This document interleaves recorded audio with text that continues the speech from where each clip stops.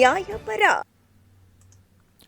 ಹುಳಿಯಾರಿನ ಅಂಬೇಡ್ಕರ್ ಭವನದಲ್ಲಿ ಇಂದು ಗುರುವಾರ ಹುಳಿಯಾರು ಹೋಬಳಿಯ 10 ಗ್ರಾಮ ಪಂಚಾಯಿತಿ ವ್ಯಾಪ್ತಿಯ ಕುಂದುಕೊರತೆಗಳ ಜನಸಂಪರ್ಕ ಸಭೆಯನ್ನು ಮಾನ್ಯ ಕೇಂದ್ರ ಜಲಶಕ್ತಿ ಮತ್ತು ರೈಲ್ವೆ ಖಾತೆಗಳ ರಾಜ್ಯ ಸಚಿವರು ಹಾಗೂ ತುಮಕೂರು ಲೋಕಸಭಾ ಸದಸ್ಯರಾದ ವಿ ಸೋಮಣ್ಣನವರು ನೆರವೇರಿಸಿ ಸಾರ್ವಜನಿಕರ ಅಹವಾಲು ಆಲಿಸಿ ಅರ್ಜಿಗಳನ್ನು ಸ್ವೀಕರಿಸಿ ತುಮಕೂರು ಜಿಲ್ಲೆಗೆ ರೈಲ್ವೆ ಖಾತೆ ಹಾಗೂ ಜಲಶಕ್ತಿ ಇಲಾಖೆಯಿಂದ ಆಗಲಿರುವ ಯೋಜನೆಯ ಹಾಗೂ ಬಿಡುಗಡೆಯಾಗಲಿರುವ ಅನುದಾನದ ಬಗ್ಗೆ ಮಾಹಿತಿ ನೀಡಿದರು.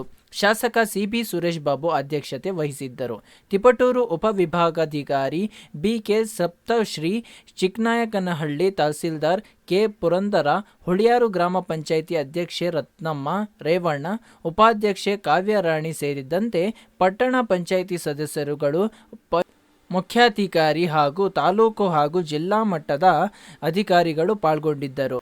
ಇದೇ ವೇಳೆ ದಿವ್ಯಾಂಗರಿಗೆ tricycle, wheel chair, callipers, crutches ಹಾಗೂ ರೈತರಿಗೆ ಸ್ಪ್ರಿಂಕ್ಲರ್ ಹಾಗೂ ಪೈಪ್ಗಳ ಸೆಟ್ ಮತ್ತು ಫಲಾನುಭವಿಗಳಿಗೆ ಸವಲತ್ತು ವಿತರಣೆ ಮಾಡಲಾಯಿತು. ಇದಕ್ಕೂ ಮುನ್ನ ಬೋರನ್ ಕಣಿವೆ ಜಲಾಶಯದಲ್ಲಿ ಮೀನಿನ ಮರಿ ಬಿಟ್ಟು ಹಾಗೂ ಹುಳಿಯಾರು ಹೆದ್ದಾರಿಯಲ್ಲಿರುವ ಬೀದಿ ದೀಪಗಳ ಉದ್ಘಾಟನೆ ನೆರವೇರಿಸಿದರು.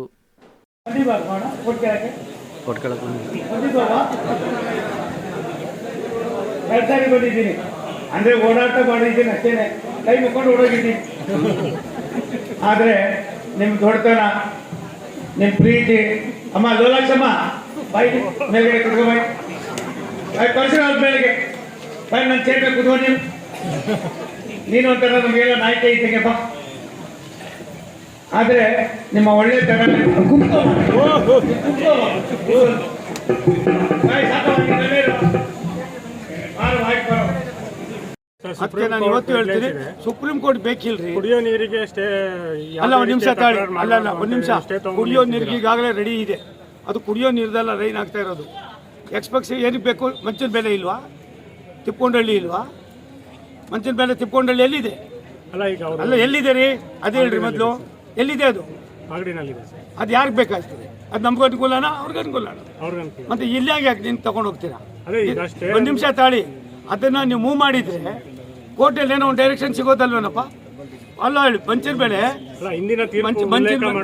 ಮುಂದಿನ ತಾಳಿ ತೀರ್ಮಾನ ಯಾವುದು ಏನೋ ಅಂತ ಗೊತ್ತಿಲ್ಲ ನನಗೆ ಗೊತ್ತಿರೋದು ಮನುಷ್ಯತ್ವ. ಒಂದು ಜಿಲ್ಲೆ ಕಣ್ಣು ಮಣ್ಣು ಇನ್ನೊಂದು ಸುಣ್ಣ ಅಲ್ಲ. ನಾನು ಈಗಾಗಲೇ ಎಲ್ಲರಿಗೂ ಹೇಳಿದ್ದೀನಿ, ಪ್ರತಿಯೊಂದು ಹೇಳಿದ್ದೀನಿ. ಅದರ ಅವಶ್ಯಕತೆ ಇಲ್ಲ ಅಂತ ಅಂದ್ಬಿಟ್ಟು ತಾತ್ವಿಕವಾಗಿ